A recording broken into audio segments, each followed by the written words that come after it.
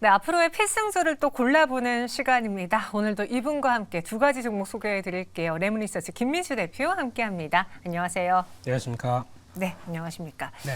앞서 하단에 예고가 나갔는데 45일 동안 15%의 수익을 안겨다 줄 종목이라고 예고가 나갔거든요. 네. 전략 한번 볼게요.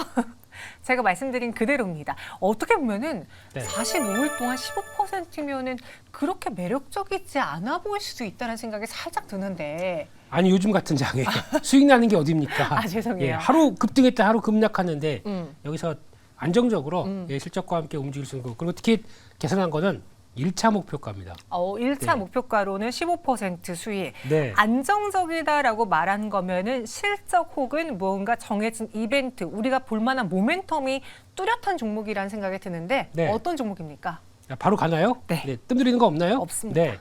일단 오늘 하도 시장에 당해가지고요. 예. 음. 일단 오늘 말씀드릴 종목이 팅크웨어입니다. 팅크웨어요? 예, 이 회사 하게 되면 혹시 앵커님 차에는 이런 거 안 달려 있죠? 뭐죠? 아예 제조사에서 달려 있죠. 블랙박스. 아, 블랙박스요. 네, 달려 있죠. 근데 어떤 외부에서 달린 건 아니고 요즘은 또 좋은 차는 또 다 달려 있긴 하겠지만 그래요?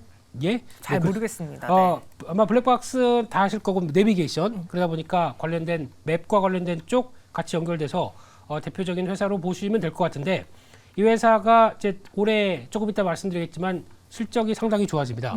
왜 그러냐면은 이제 유럽 쪽에서 장착 의무가 되기 시작합니다. 블랙박스가 내년 5월 달 되게 되면 장착을 모든 차량에 해야 되기 때문에 그와 관련돼서 아까 말씀드렸듯이 제조사에 들어가 있으면 모르겠는데 아닌 차들은 따로 달아야 되겠죠. 근데 경쟁력이 있다 보니까 그쪽에서 들어가기 시작할 거고 게다가 또 AI가 또 여기서 적용이 되네요. AI가 적용된 블랙박스라고 하는데 이게 왜 필요하냐면 저희가 야간이나 아니면 시계가 어려울 때 뭐 안개가 많이 꼈습니다. 그때 사물을 인식하거나 볼 때 오히려 AI가 이거는 사람이야. 저를 보고는 그냥 허수아비야 이렇게 생각하겠죠. 예, 그렇게 보면서 어떤 블랙박스가 어떤 판단을 하기 시작하면서 알려준다라고 하게 되면 이 부분도 앞으로 쓸모가 있다고 봐야 되겠죠.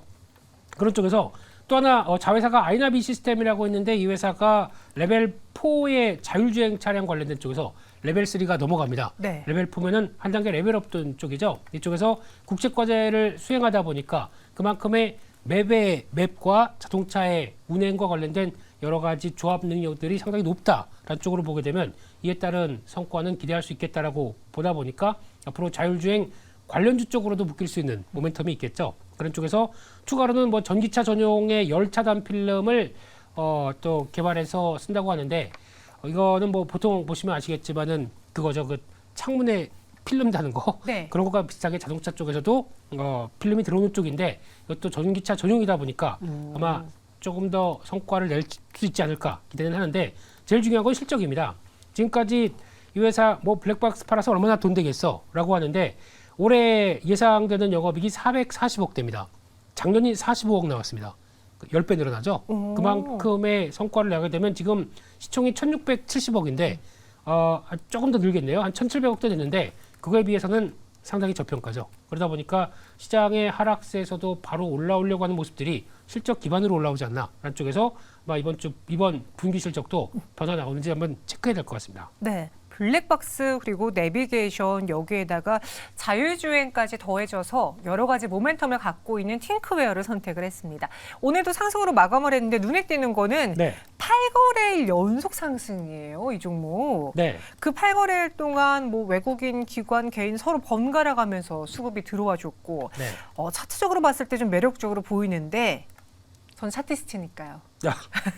목표가 어디로 잡아볼지. 앞서 1차라고만 이야기했잖아요. 2차 목표가도 같이 이야기해 주시죠.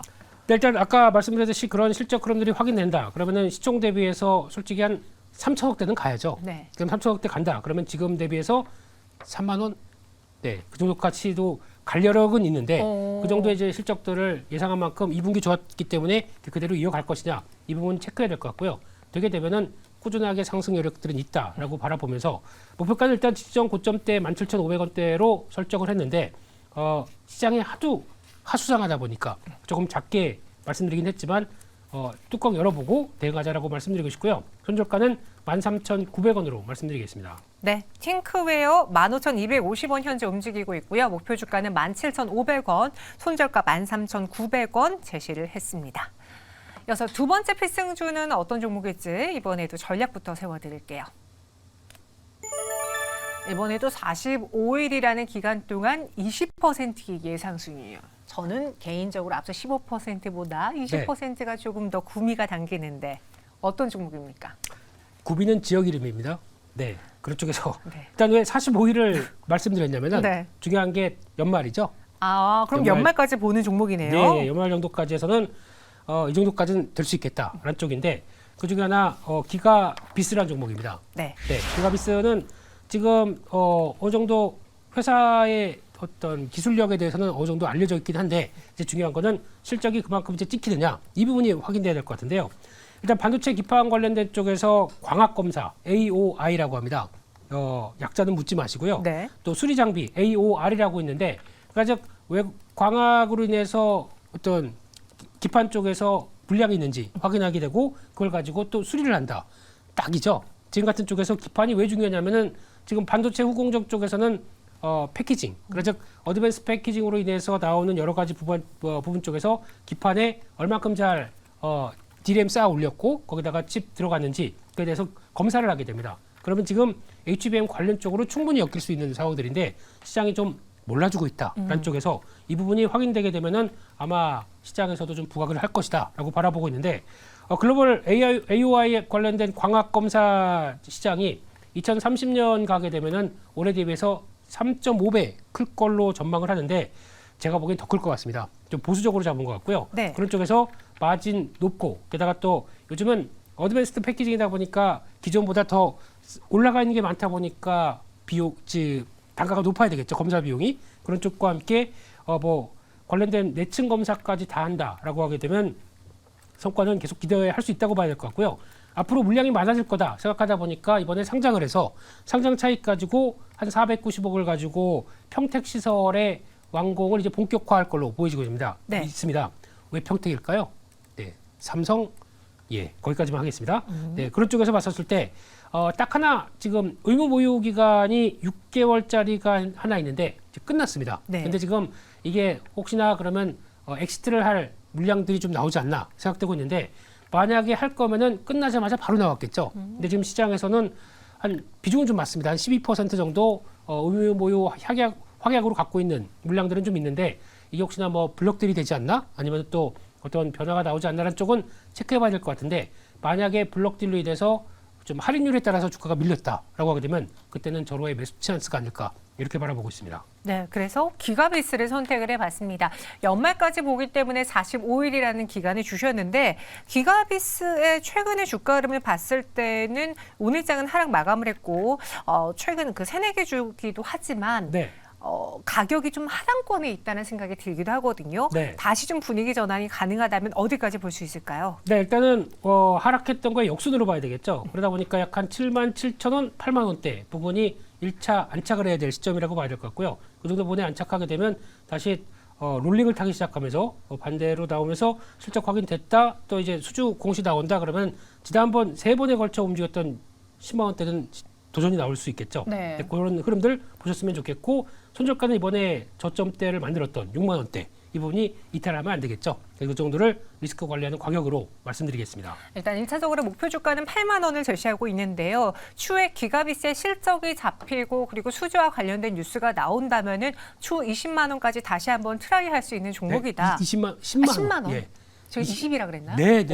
10만 원까지 도전해 볼 수 있는 종목이다라고 김민수 대표님이 직접 이야기를 해주셨습니다. 오늘도 두 가지 필승주 알아봤고요. 여기서 인사드릴게요. 설명 고맙습니다. 감사합니다. 네, 오늘 장도 이렇게 마무리 보겠습니다. 오늘 장이 마치고 나서 한국항공우주의 실적이 나왔는데요. 잠깐 체크를 해볼게요. 영업이익은 654억 원을 기록하면서 전년 대비 114%가량 상승을 했습니다. 하지만 시장이 예상했던 것보다는 조금은 못 미쳐서인지 현재 시간의 거래에서는 약간의 파란불이 들어와 있어요. 오늘 한국항공우주 0.82% 상승 마감했지만 현재 시간의 거래에서는 1%가량의 내림세 속에 48,500원, 48,400원에 거래가 되고 있습니다. 과연 이 한국항공우주의 내일장의 주가 흐름은 어떨지 오늘까지 5거래 연속 상승을 했는데 그 상승이 꺾이게 될지 실적에 대한 성적 분석 내일장에도 한번 체크해 보시기 바랄게요. 네, 오늘 저희가 준비한 선은 여기까지고요. 내일 이 시간 다시 찾아오도록 하겠습니다. 이번 한 주가 그 어느 때보다 중요하다라고 하니까 저희와 계속해 주세요. 내일 이 시간 다시 오겠습니다. 고맙습니다.